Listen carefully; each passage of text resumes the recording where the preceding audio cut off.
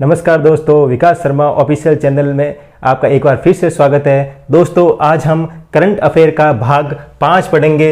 इससे पहले हमने करंट अफेयर के 4 भागों के बारे में अध्ययन कर लिया था। दोस्तों आज हम करंट अफेयर का भाग 5 पढ़ेंगे जो आपके सामने है। दोस्तों हमारा सबसे पहला क्वेश्चन, जुलाई 2020 में भारतीय रेलवे द्वारा चलाई गई देश की सबसे लंबी ट्रेन कौन सी है? आपको ध्यान रखना है, भारतीय रेलवे द्वारा चलाई गई सबसे लंबी ट्रेन कौन सी है दोस्तों? शेषनाग। कौन सी है दोस्तों? शेषनाग। इसकी लंबाई कितनी है दोस्तों?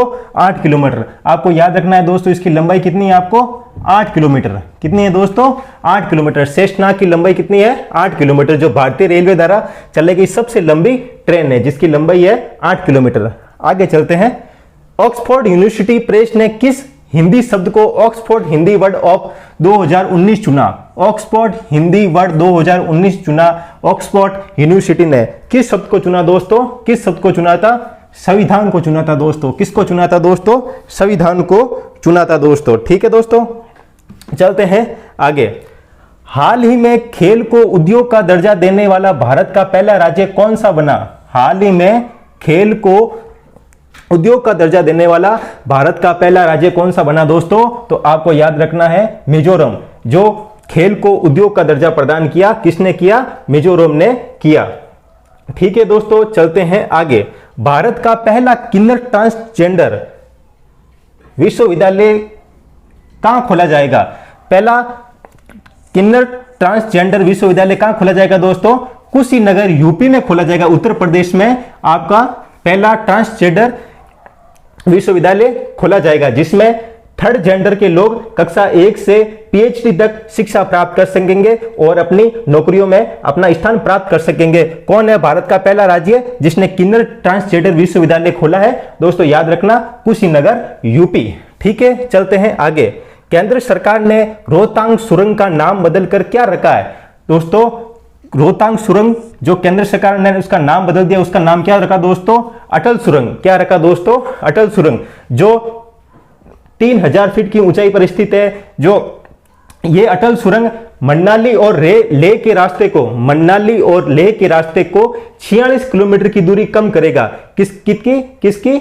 मनाली और लेह के रास्तों को 46 किलोमीटर की दूरी कम करेगा। कौन? अटल सुरंग, जिसका पहला नाम था रोहतांग सुरंग। अब इसका दोस्तों क्या नाम रख दिया आपने? अटल सुरंग। ओके, चलते हैं आगे। ये अटल बिहारी वाजपेयी जो भारत के पूर्व प्रधानमंत्री थे, उनके नाम पर अटल सुरंग का नाम रखा। ठीक है, चलते हैं आगे। हाल ही में दिल्ली स्थित फिरोज शाह कोटला स्टेडियम का नाम बदलकर क्या रख दिया गया दोस्तों? उसका नाम क्या रख दिया गया दोस्तों? अरुण जेटली स्टेडियम। क्या रख दिया गया दोस्तों? अरुण जेटली स्टेडियम। आपको नाम याद रखना है, अरुण जेटली स्टेडियम, जो पहले क्या था? फिरोज शाह कोटला स्टेडियम। कहां पर स्थित है? दिल्ली में। इसमें एक फिरोज शाह कोटला स्टेडियम जो अब अरुण जेटली स्टेडियम बना दिया है। अब इसके अंदर एक स्टैंड है, उसका स्टैंड का नाम विराट कोहली स्टेडियम भी, उस स्टैंड का नाम रखा गया है। विराट कोहली स्टैंड नाम भी रखा गया है। एग्जाम के अंदर आपको पूछ सकता है, ध्यान रखना आप। आगे चलते हैं। हमारा अगला क्वेश्चन, भारत का सबसे बड़ा सोलर पार्क कहां स्थापित किया जाएगा दोस्तों? तो कहां किया जाएगा दोस्तों? गुजरात के कच्छ में स्थापित किया जाएगा। कहां किया जाएगा? गुजरात के कच्छ में स्थापित किया जाएगा। चलते हैं आगे। देश का पहला केंद्रीय पुलिस विश्वविद्यालय कहां स्थापित किया जाएगा? देश का पहला पुलिस विश्वविद्यालय कहां स्थापित किया गया दोस्तों? वहां कौन सा होगा? हमारा ग्रेटर नोएडा, जिसमें पुलिस वालों को प्रशिक्षण का देने का काम किया जाएगा। कहां पर स्थित है ये? ग्रेटर नोएडा में, जो देश का पहला केंद्रीय पुलिस विश्वविद्यालय खोला गया। आगे चलते हैं दोस्तों। हाल ही में किस राज्य प्रशासन ने अपनी विधान परिषद को समाप्त कर दिया है?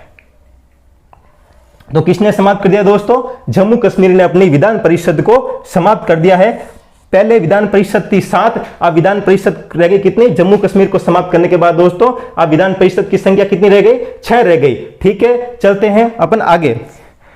हाल ही में भारत निर्वाचन आयोग ने किस पार्टी को एक राष्ट्रीय पार्टी के रूप में मान्यता प्रदान की है? तो किसको मान्यता प्रदान की है दोस्तों? नेशनल पीपुल्स पार्टी। किसको मान्यता प्रदान की है दोस्तों? नेशनल पीपुल पार्टी, एनपीपी। किसको मान्यता प्रदान की है दोस्तों? एनपीपी को आपको ध्यान रखना। इसका चुनाव चिन्ह आपको ध्यान रखना है दोस्तों। चुनाव चिन्ह इसका क्या होगा दोस्तों? इसका चुनाव चिन्ह होगा किताब क्या होगा दोस्तों? किताब। ठीक है दोस्तों, तो आपको ध्यान में रखना है, नेशनल पीपुल पार्टी को भारत निर्वाचन आयोग ने एक राष्ट्रीय पार्टी का दर्जा दिया है। ठीक है दोस्तों, चलते हैं। Okay, thank you.